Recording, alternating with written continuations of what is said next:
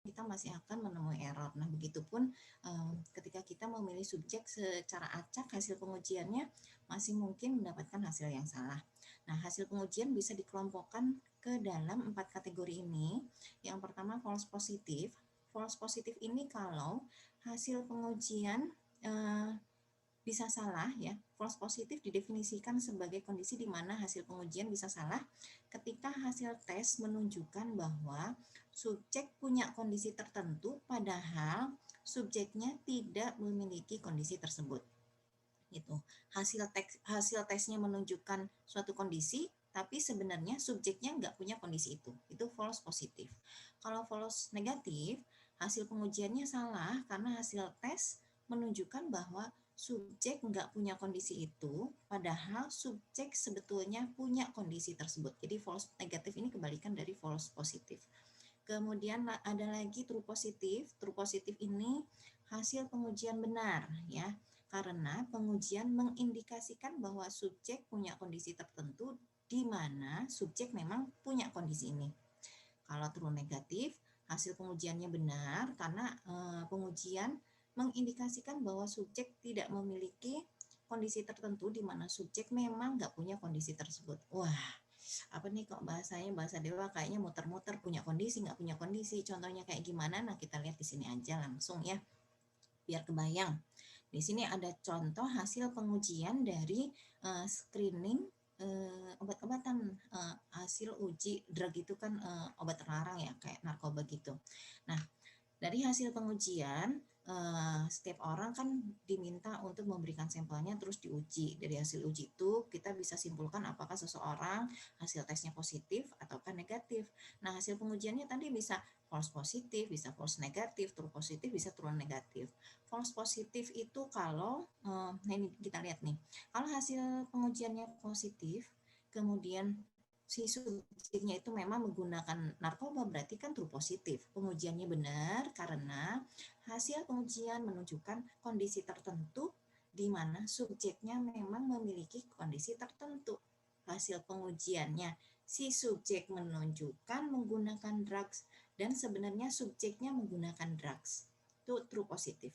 Kalau true negatif, hasil pengujiannya itu menunjukkan subjeknya tidak menggunakan drugs dan memang subjeknya nggak pakai drugs. Jadi true negatif gitu ya.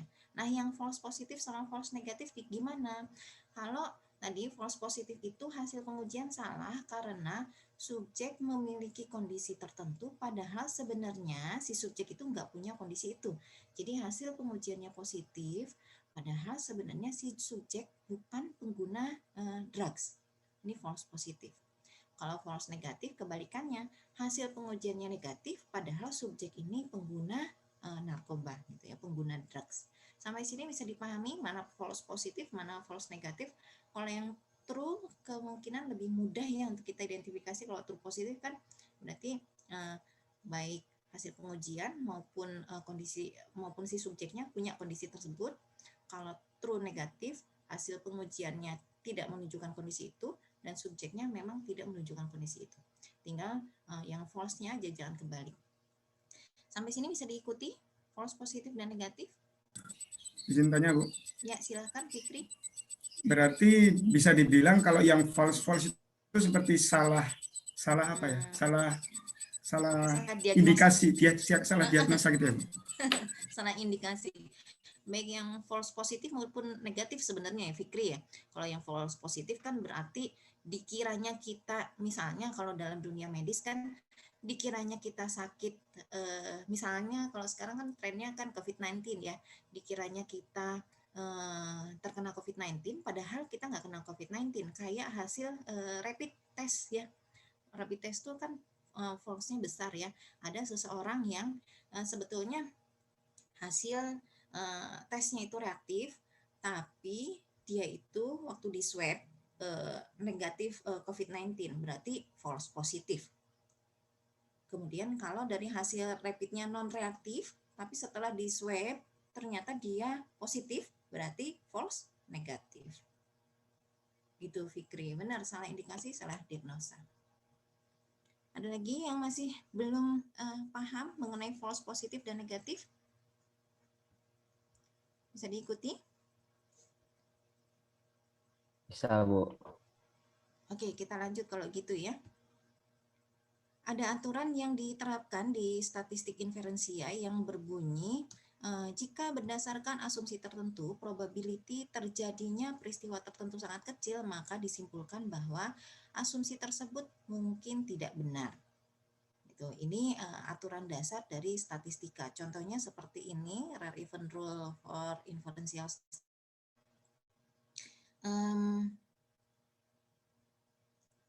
Sebelum menentukan kemungkinan mana yang benar, kita itu perlu tahu bahwa untuk mendapatkan hasil 98 bayi perempuan dan 2 laki-laki dari 100 kelahiran ini, karena kan Genetics dan IVF Institute itu mereka mengembangkan metode mengenai pemilihan gender supaya pasangan itu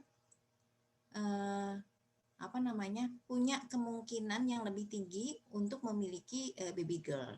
Dan berdasarkan hasil realnya mereka, misalnya dari 100 pasangan yang menggunakan prosedur dari IVF Institute ya, hasilnya itu 98 bayi perempuan dan ternyata 2 diantaranya laki-laki.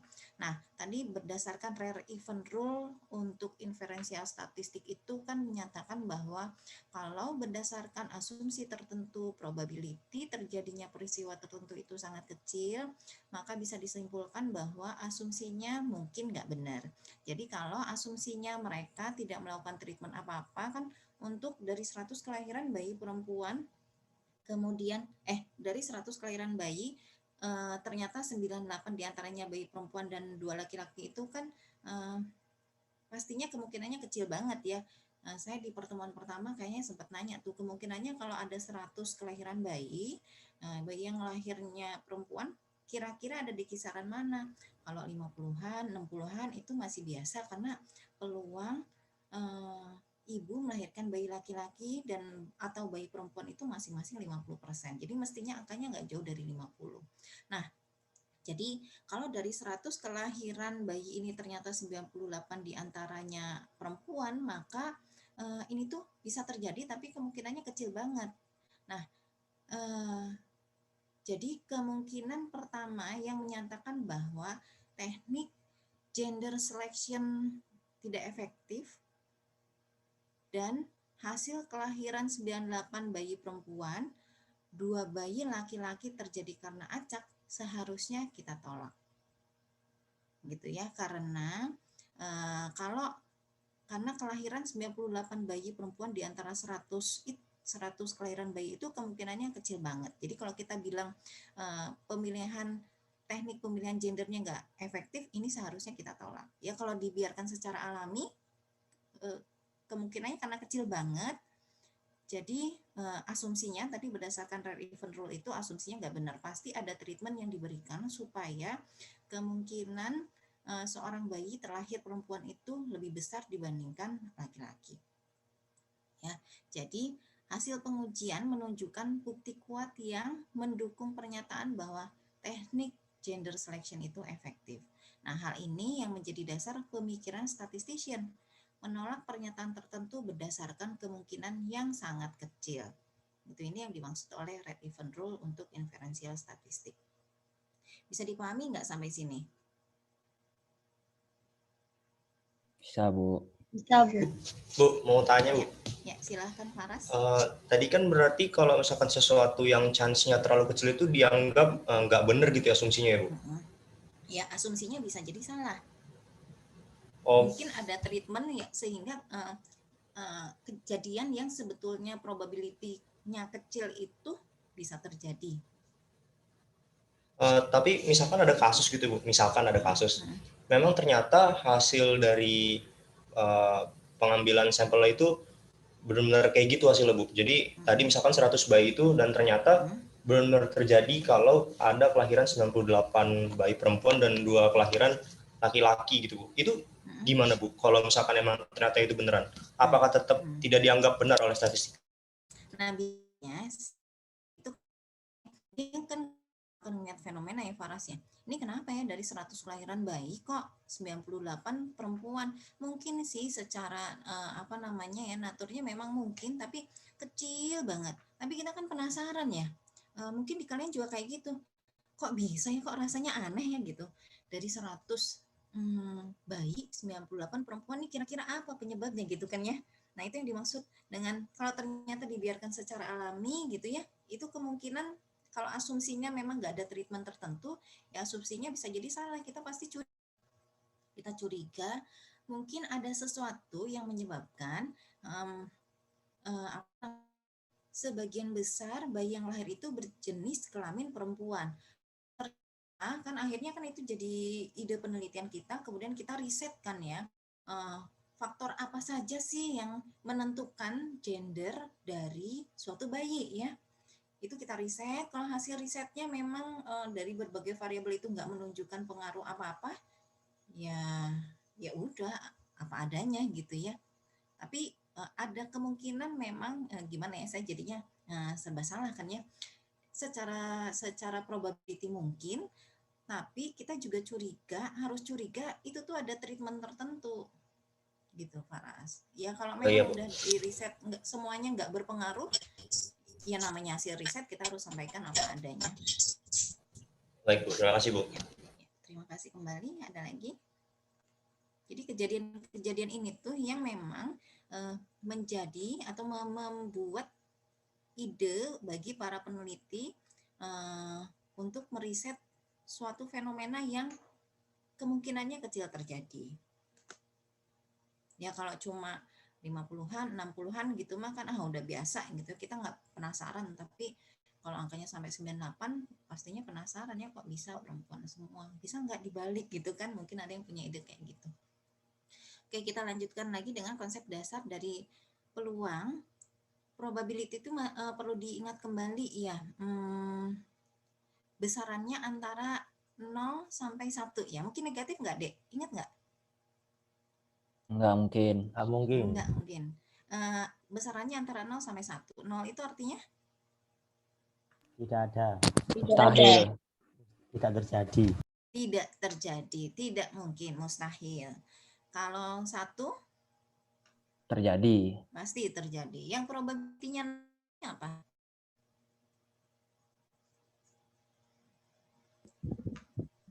Nggak ada, Bu. Karena nggak terjadi.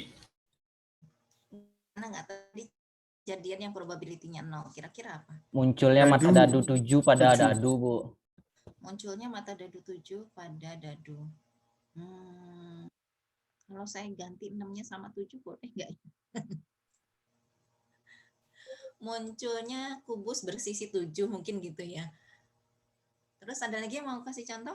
Yang kejadian yang memiliki probabilitas 0? Kucing jantan melahirkan, Bu. Siapa yang melahirkan? Kucing jantan melahirkan, Bu. Kucing jantan melahirkan ya, Yuda ya. Terus ada lagi tadi Muhlisan? Manusia hidup selamanya, Bu. Manusia hidup selamanya. Oke. Probability-nya 0 ya. Tadinya saya tuh kepikiran contohnya laki-laki melahirkan, tapi ada yang punya ide kucing jantan melahirkan, benar juga ya, sama aja. Terus kalau yang probability-nya 1 apa? DO distan, Bu. Loh, kok Yofi kayaknya optimis DO? Kalau 1 itu kan pasti. Sebetulnya tinggal kebalikannya dari Muhlisan tadi ya. DO distan itu probability-nya 0, 1, atau antara 0 dan 1? 1. Setengah, Bu. Peraturannya, Bu. Kurang dari 1. Kalau 1 itu kan semua mahasiswa berarti pasti DO dong ya. Jadi kurang dari 1. Ayo yang probability 1 apa? Iya, Yofi, makanya kamu kok optimis banget DO sih? Jangan dong. Setiap orang pasti meninggal, Bu. Setiap orang pasti meninggal. Jadi kebalikannya dari yang tadi contoh yang dibilang Muhlisan tuh panggilannya siapa sih tadi? Muhlisan tuh Rusi, panggilan Bu. siapa? Rusi. Hah? Rusi. Rusdi, Bu. Rusdi. Saya kok dengar tadi Rusdi ya. Rusdi tadi ngasih contoh kejadian yang probability-nya 0 itu manusia hidup selamanya ya. Kebalikannya manusia pasti mati, probability-nya 1 gitu ya. Oke, itu ya harus bisa dibedakan mana suatu kejadian yang memiliki probability 0 dan mana yang 1. Kalau antara 0 dan 1 mah banyak ya, tinggal dipilih-pilih aja. Kayak misalnya laki-laki dan perempuan menikah itu bukan sesuatu yang pasti ya, bisa aja nggak nikah, bisa juga nikah gitu kan. Terus mahasiswa lulus kuliah itu antara 0 dan 1. Ini ada beberapa definisi yang kita pakai di konsep probability. Yang pertama, event atau kejadian, yaitu kumpulan hasil atau hasil dari suatu prosedur. Kemudian ada lagi simple event, kejadian sederhana ya, yaitu hasil atau peristiwa yang nggak bisa dipecah lagi, nggak bisa di breakdown lagi jadi komponen yang lebih sederhana. Kemudian ada lagi ruang sampel yang terdiri dari semua kemungkinan simple event, kejadian sederhana. Contohnya, pada satu kelahiran bayi, misalnya kita notasikan B itu untuk baby boy dan G ini untuk baby girl. Jadi untuk single birth, kelahiran satu bayi, maka contoh eventnya itu simple eventnya satu bayi perempuan. Kemudian ini cuma contoh aja kan, kemungkinannya bisa satu bayi perempuan atau satu bayi laki-laki. Jadi ruang sampelnya B sama G, B-nya baby boy, G-nya baby girl. Kemudian kalau dari 3 kelahiran, jenis kelamin bayi yang mungkin dilahirkan itu bisa 2 bayi laki-laki, 1 bayi perempuan. Kalau 2 bayi laki-laki bisa BBG, BGB atau GBB ya. Ini nggak sama karena kan bayinya juga berbeda, bisa bayi pertama dan kedua laki-laki, bayi yang ketiga perempuan. Nah kalau ini kan berarti bayi pertama dan ketiga yang laki-laki, yang kedua perempuan. Jadi BBG, BGB, dan GBB adalah kejadian yang berbeda. Ini contoh dari kejadiannya. Kemudian dari sini kita bisa bikin ruang sampel dari 3 kelahiran bayi. Bisa laki semuanya, bisa perempuan semuanya, bisa 2 bayi laki-laki, 1 bayi perempuan, bisa 2 bayi perempuan, 1 bayi laki-laki. Jadi ruang sampelnya ada 8. Kalian mungkin ingat ya, mungkin ada yang ingat kalau dari satu kejadian itu peluang terjadinya suatu kejadian adalah kalau ruang sampel dari satu single event itu ada 2, kemudian kita mau cari probability dari 3 kejadian, maka ruang sampelnya jadinya 2/3 ya, 8 tuh 4, ini ada 8. Nah, ada 3 pendekatan yang bisa kita gunakan untuk menentukan peluang suatu kejadian. Yang pertama, probability frekuensi relatif dihitung dengan mengamati suatu kejadian. Terus kita hitung berapa kali peristiwa itu terjadi. Misalnya di sini peristiwa A. Terus setelah kita hitung berapa kali peristiwa itu terjadi, untuk menghitung probability-nya kita tinggal bagi aja dengan total kejadiannya. Misalnya kita pengen tahu berapa peluang terjadinya kecelakaan karena mengendarai kendaraan bermotor setiap tahunnya.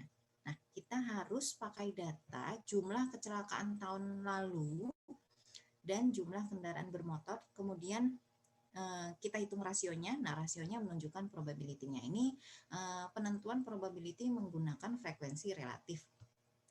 Kemudian pendekatan berikutnya menggunakan pendekatan klasik dengan mengasumsikan bahwa suatu prosedur memiliki N kejadian sederhana yang berbeda dan bahwa setiap kejadian sederhana tersebut equally likely outcome.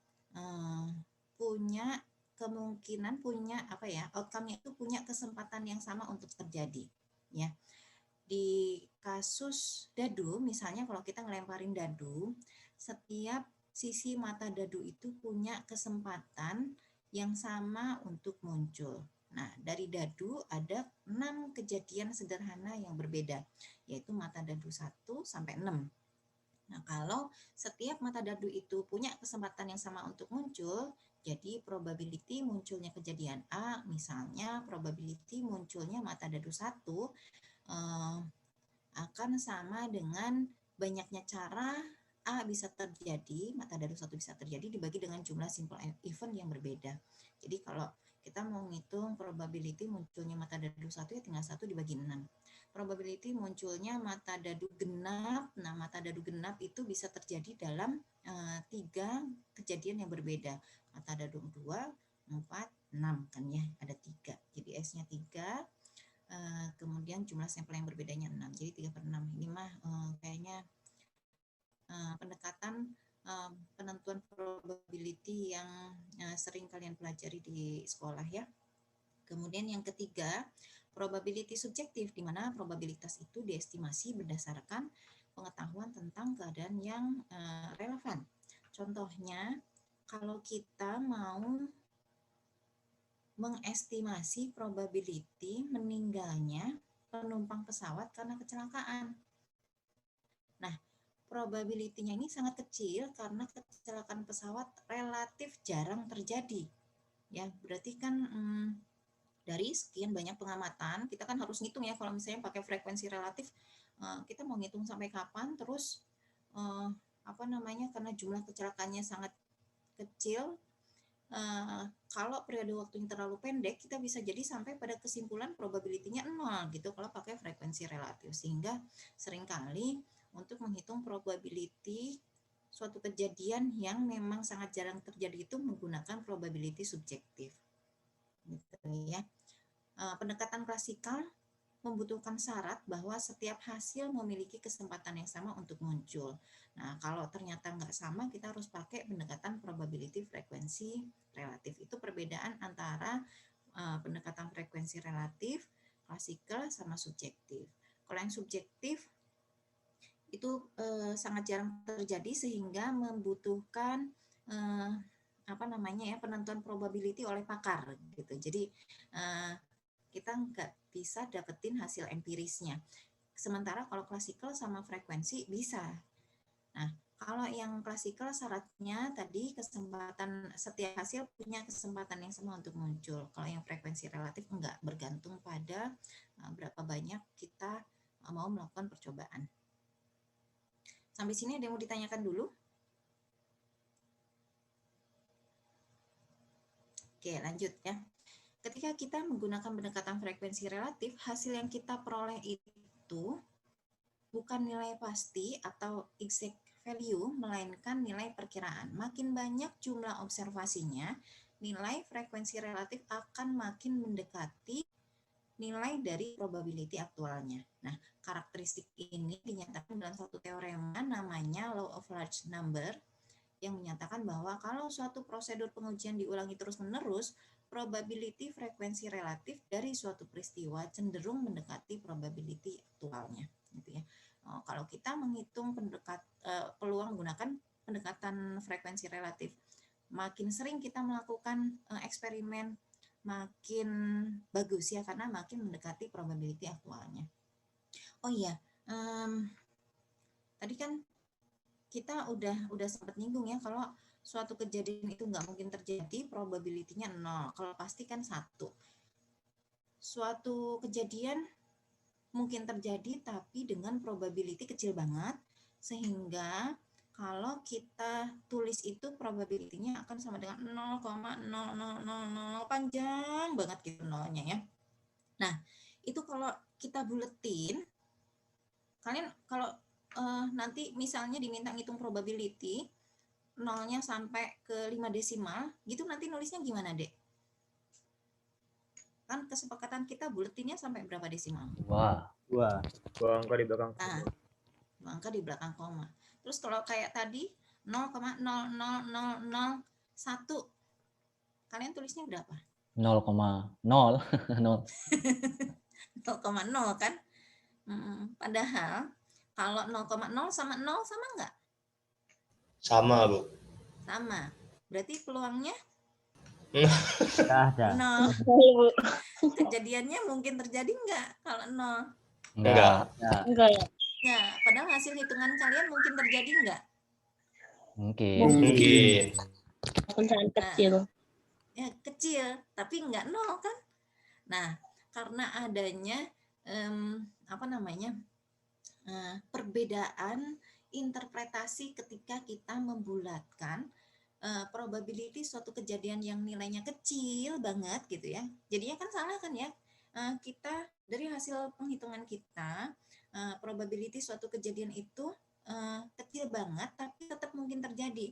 Kalau kita tulis jadi 0, itu artinya kejadian itu nggak mungkin terjadi. Padahal beda kan ya jadinya.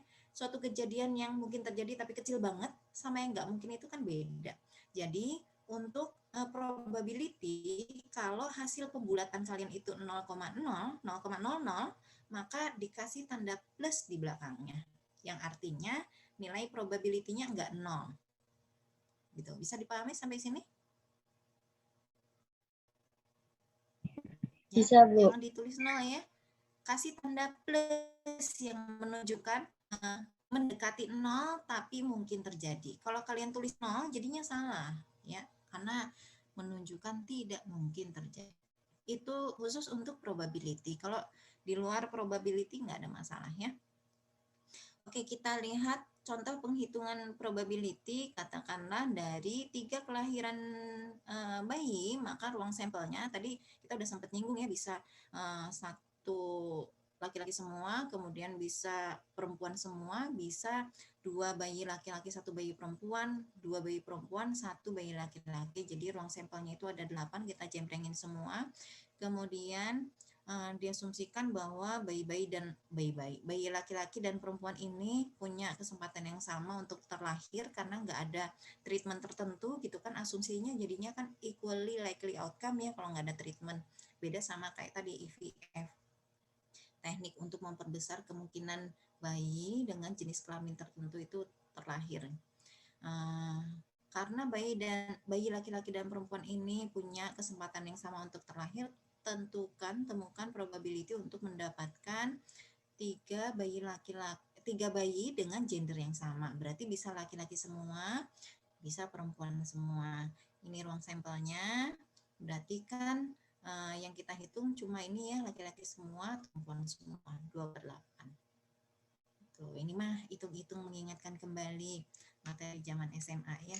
Kalau kayak gini bisa dijembreng, sedikit bisa dijembreng atau dibikinin diagram pohonnya. Kita bisa hitung probability-nya. Oke, nah selalu nyatakan probability sebagai fraksi, berarti dalam bentuk pecahan atau desimal antara 0 dan 1. Ini suatu kejadian yang tidak mungkin terjadi, probability-nya 0, kalau pasti terjadi 1. Ini saya skip aja ya. Oh ya, ini kejadian komplementer. Ada kalanya kita perlu menentukan probability bahwa suatu peristiwa tidak terjadi, yang diistilahkan dengan complementary event. Nah, kalau di sini simbolnya A bar. Ada juga sih sebetulnya yang menuliskan dalam bentuk A komplement gitu ya, yang menunjukkan semua outcome di mana A itu tidak terjadi. Nah, ini notasi untuk probability komplement suatu kejadian yang terdiri dari semua hasil di mana peristiwa A tidak terjadi. Nah, ini contohnya. Komplement dari kita diminta untuk 1010 orang dewasa di Amerika disurvei dan 202 diantaranya itu merupakan smoker. Kita diminta untuk menghitung komplement dari orang dewasa yang bukan smoker. Nah, dari sini probability orang dewasa yang disurvei itu merupakan smoker adalah 202 dibagi 1010 ya. Sementara yang bukan smoker atau komplement dari orang dewasa yang bukan smoker ya, tinggal 1 dikurangi probability smokernya. Jadi komplement suatu kejadian itu tinggal 1 dikurangi probability suatu kejadian ya. Komplement dari kejadian A adalah 1 dikurangi probability kejadian A. Ketika menyatakan nilai probability, sebaiknya nyatakan dalam desimal dan bulatkan. Kalau ini mah sesuai dengan ini aja ya, kesepakatan kita. Kalau kita pakai 2 desimal, kecuali kalau kalian kayaknya kurang yakin nih, takutnya 2 desimal tadi ke arah pembulatannya nggak oke, boleh kita pakai 3 desimal.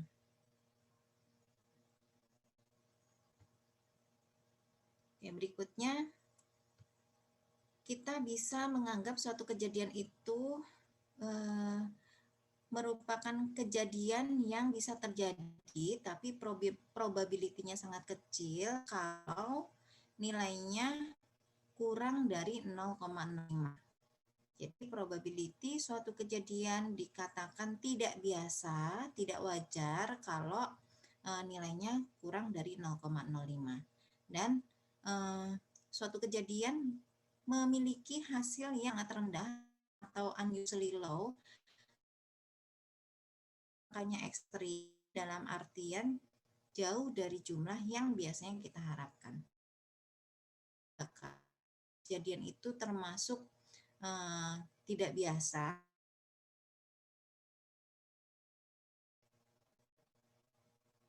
patokannya menggunakan tingkatan. Kalau ternyata probability-nya kurang dari 0,05, maka kita itu sesuatu yang wajar, bukan sesuatu yang bisa terjadi. Selanjutnya kita bahas aturan tambahan mengenai penentuan peluang dari dua kejadian atau kejadian gabungan. Ya, yaitu kejadian yang menggabungkan dua atau lebih peristiwa sederhana. Ketika kita menentukan